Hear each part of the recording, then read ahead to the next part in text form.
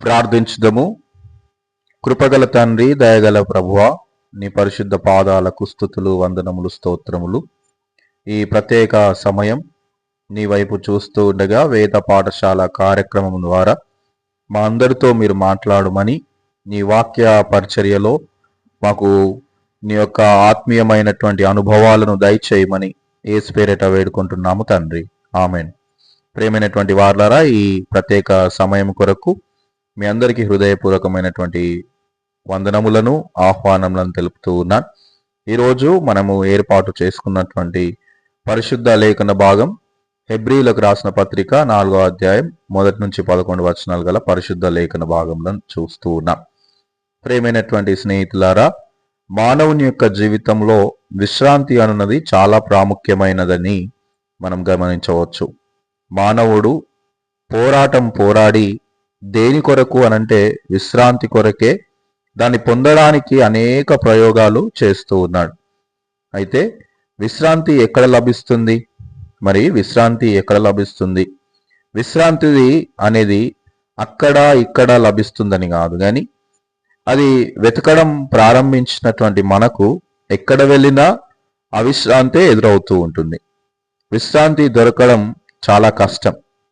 ఇలాంటి పరిస్థితులలో విశ్రాంతి ఎక్కడ లభిస్తుంది అనే ప్రశ్నకి, విశ్రాంతి సమయం మారితే లభిస్తుందా, స్థలం మారితే లభిస్తుందా, మనుషుల సహవాసం మారితే లభిస్తుందా అనంటే, మన అంతరంగములో మన యొక్క మనస్సుకు, మన యొక్క మైండ్కు జరుగుతూ ఉన్నటువంటి యుద్ధం మాన్పగలిగితే విశ్రాంతి లభిస్తుంది.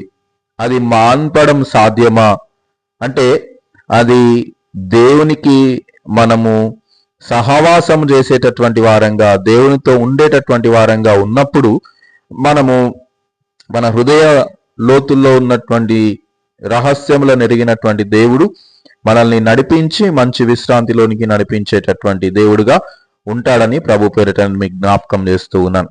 మనం ఏర్పాటు చేసినటువంటి ఈ పాఠ్య భాగం గమనిస్తే విశ్రాంతి గురించి చాలా సార్లు సంబోధించినారు.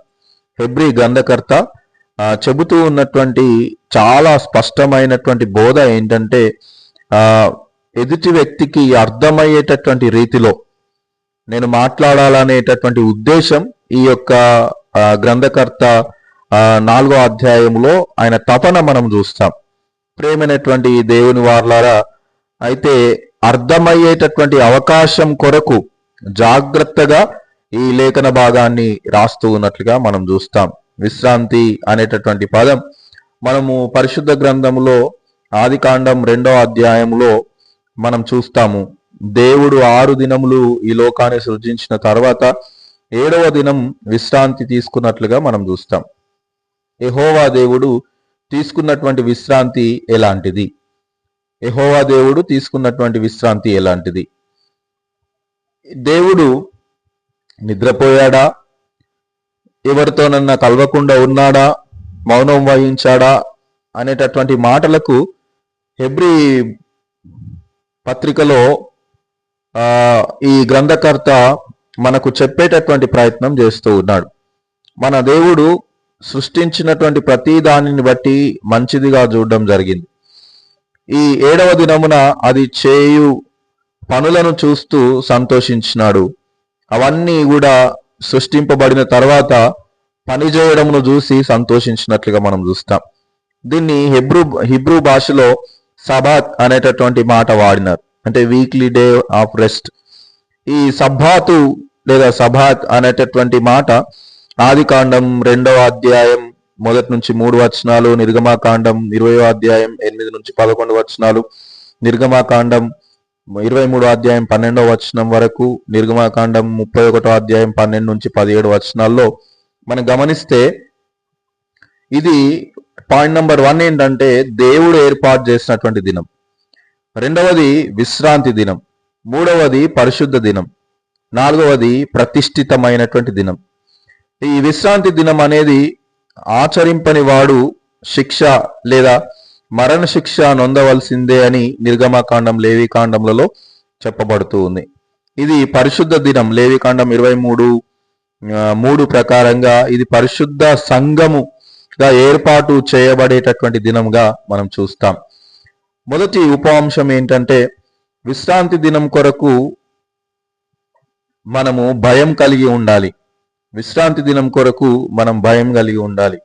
నేటి దినాల్లో విశ్రాంతి దినం అంటే అది ఎంటర్టైన్మెంట్గా అయిపోయింది. కానీ పరిశుద్ధ గ్రంథం నేర్పిస్తూ ఉన్నటువంటి పాఠాలు ఏంటంటే విశ్రాంతి దినం కొరకు మనం భయం కలిగి ఉండాలి.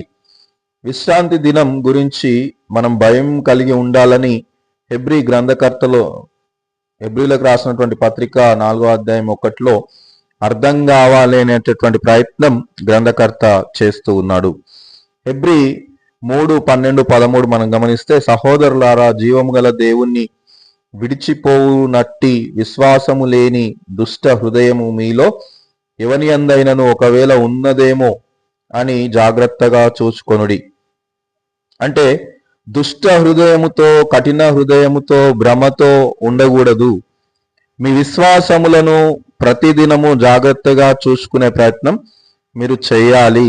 అది భయము కలిగినటువంటి జీవితముతోనే సాధ్యపడుతుంది అని జ్ఞాపకము చేయబడతా ఉంది. రెండవ ఉపాంశం ఏంటంటే విశ్రాంతి కొరకు ఇవ్వబడినటువంటి వాగ్దానం. విశ్రాంతి కొరకు ఇవ్వబడినటువంటి వాగ్దానం. మొదటిసారిగా ఈ పదాన్ని అనగా వాగ్దానము అనే పదాన్ని ఈ పరిశుద్ధ హెబ్రీలకు రాసినటువంటి పత్రికలో వాడుతూ ఉన్నారు. ఈ వాగ్దానం ముందుగానే గ్రహించింది. అంటే వాగ్దానం అంటే ఏంటి మరి అంటే దేవుని విశ్రాంతిలో నడుచువారంగా ఉండాలి. అప్పుడు పరీక్షించి శోధించి కార్యాలు చూసేటటువంటి వారుగా ఉంటాం.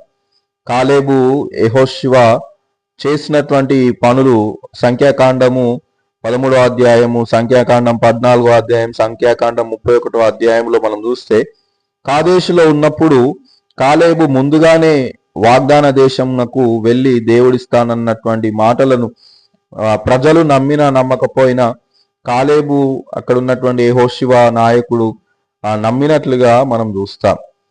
దేవుని యొక్క మహిమ ఎక్కడ ప్రజల ప్రత్యక్షపు గుడారంలో ఇశ్రాయేలు కనబడేటటువంటి విధంగా మనము అక్కడ గమనించవచ్చు.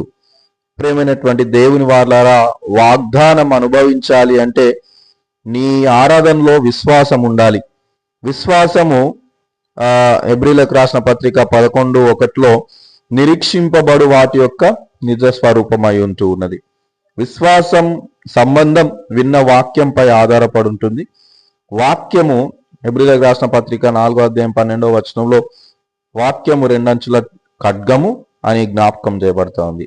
కావున విశ్రాంతి దినం గడిచిన 6 దినములు దేవుని కార్యాలు జ్ఞాపకం చేసుకుని ఆ ఒక్క దినం దేవుని మహిమపరిచి మన తప్పిదములను జ్ఞాపకం చేసుకొని సమర్పించుకొని ముందున్నటువంటి వాగ్దానాన్ని నమ్మి మన ఆత్మలను బలపరుచుకునేటటువంటి ప్రక్రియయే యెహోవా ఏర్పాటు చేసినటువంటి ఈ దినం 195వ సంకీర్తనలో మనం ఆ మాటలన్నీ కూడా చూస్తాం.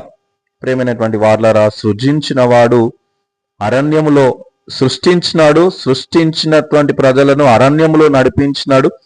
అరణ్యంలో నడిపించి విశ్రాంతిలో ప్రవేశించుటకు కానానుకు ప్రవేశింపజేసినాడు. యేసుక్రీస్తు ప్రభుల వారు సృజించినటువంటి ఈ సృష్టిలోనికి వచ్చాడు, మనల్ని నడిపించినాడు. తర్వాత సిలువలో మనకు విశ్రాంతినిస్తాను అని ఆయన మన పాపములను మోసి విశ్రాంతిని అందరికీ ఇవ్వగలిగినాడు. ప్రియమైనటువంటి వార్లారా, మనము సిలువను జ్ఞాపకం చేసుకుంటూ నిజమైనటువంటి విశ్రాంతిలో నడిపించబడేటటువంటి కృపను మనం పొందుకునేటటువంటి వారంగా ఉండాలి. అలాంటి కృప త్రియేక దేవుడు మనందరికీ అనుగ్రహించి కాపాడును గాక. ఆమెన్.